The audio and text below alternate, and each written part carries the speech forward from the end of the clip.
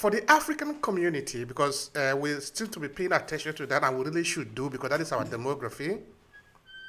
Is there a way that we can deal with this issue differently? Well, I mean, there's so many creative ways, that the more traditional ways, some of the ways that I've talked about before. But I think one of the opportunities that I feel really sorry that is missed is with the media. A lot of African people in the diaspora watch African movies, Nollywood and all those things. And acting has always been a source of a place where you can show, teach the people how to behave. Like we still till today, a lot of the Nollywood films and drama, because well, Africans in diaspora watch a lot of those films, and unfortunately, mental health is still depicted in the same awful way. You know, Health generally, illnesses. If you have an illness, it's because you've been cursed. If you have mental illness, again you've been. So we're not moving the narrative forward. We're not teaching. I would love. That's such an opportunity to show mental health in a positive light, to show it as something different than, all the negative um, um, stereotypes and myths that we have. I really, truly wish that we were able to use those because people spend so much time watching those things. And it just, what's the word now? It just increases. I was thinking of a different word.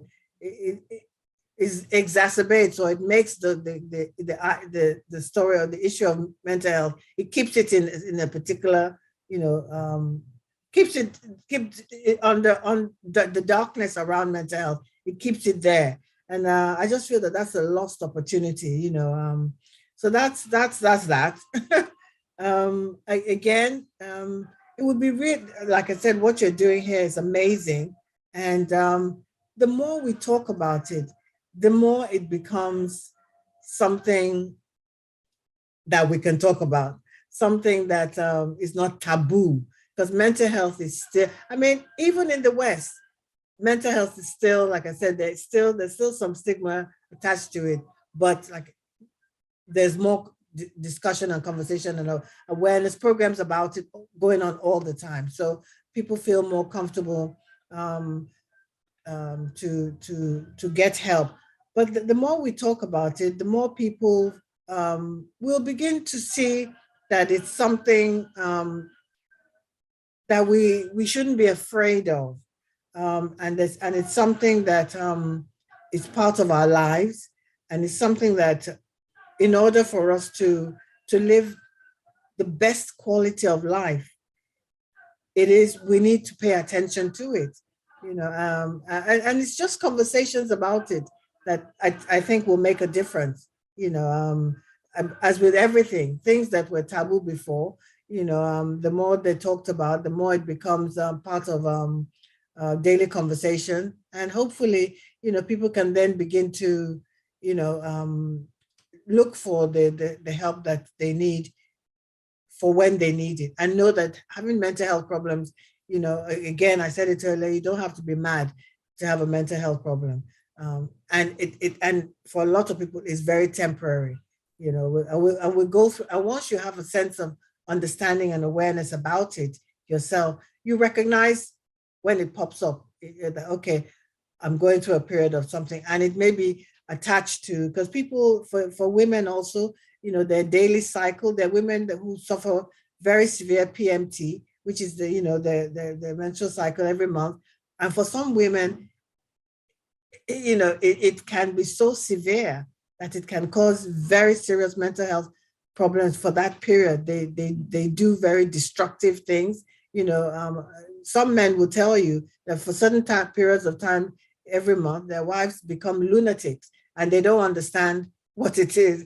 And it's part of mental health issues, that's how they're affected during that period. So again, rather than, see it as, okay, the woman she's just mad for 5 days in the month.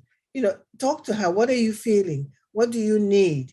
Because again, it might be something that over a period of years, if it's not addressed, can then develop into something else. It's all about early intervention, recognizing, because maybe for those 5 days in the month, she needs different type of relationship with the family. She needs to be, tended to in a different way that then allows her to overcome those um, feelings that she's having, which hopefully will then not develop into something more difficult. Because from that, then it can be when she does have some other stress in her life, in addition to what she goes through on a monthly basis, then, because mental health is funny and complex, sometimes one thing can latch on to something else. And if they're not dealt with, can then become something big, so it's just having that word awareness keeps coming up. One, self-awareness, and general awareness in the community. Thank you so much, Dr. Gloria. I really appreciate the time.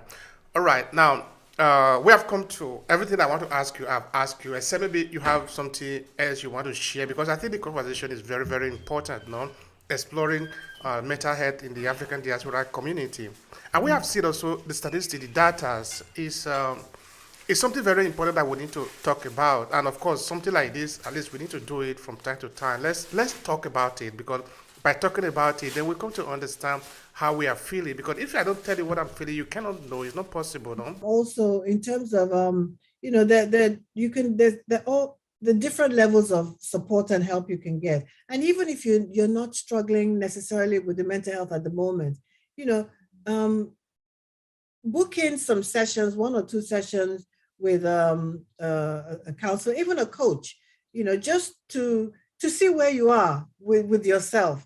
We spend money on a lot of unimportant things every day. Spend a little money on yourself, your mental health, your well-being. If you don't want to go to a counselor or therapist, because you think, oh, that means that something is, wrong with me. Book in a couple of sessions with a coach. I'm a coach. There's coaches everywhere. Coach helps you to just, look at things that are going on in your life at the moment, something you may want to change, something that will enhance your well-being. Sometimes we have to invest in ourselves, and from doing that, because part of what a coach does is help you to get the full potential, maximize your full potential. And you don't know what you don't know. So working with a professional can help you explore those things. And you can find some information that can give you a window into what may be potentially going on with you that can develop into something more serious. So invest in yourself, in your mental health, and don't wait until maybe you're feeling really bad before you do it. Sometimes, put a little, money aside, go and get 2 or 3 sessions just to see where you are, that maybe give you some insight into your own psychological well-being and state of mind. So that's what I would love to say to people, that don't, step out of your comfort zone. Take the decision that, okay, I'm just going to, get a couple of sessions, maybe even once a month, I'll get a session or two, just to see, to keep me that level, that self-awareness, raise your own level of self-awareness and keep yourself healthy, keep your mental health healthy. Don't wait until you're unwell or you feel or you're struggling. That's a little bit of advice I'd like to. So, how can people connect with you? I'm really, me and technology, all that stuff. I don't know what the URL and all that, but I have a website, www.turntogloria.com.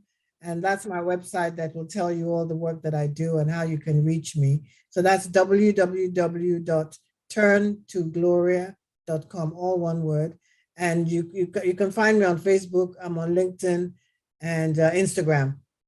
Just type my name, it'll come up. Thank you so much. I really appreciate it. It has been a pleasure on my part. It's been a joy for me. Thank you. Thank you so much.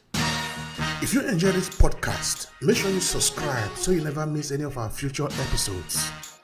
Rate and review Obehi Podcast and share with your friends who might need it. I remain Obehi Ewafo. Thank you so much for listening and talk to you in the next episode.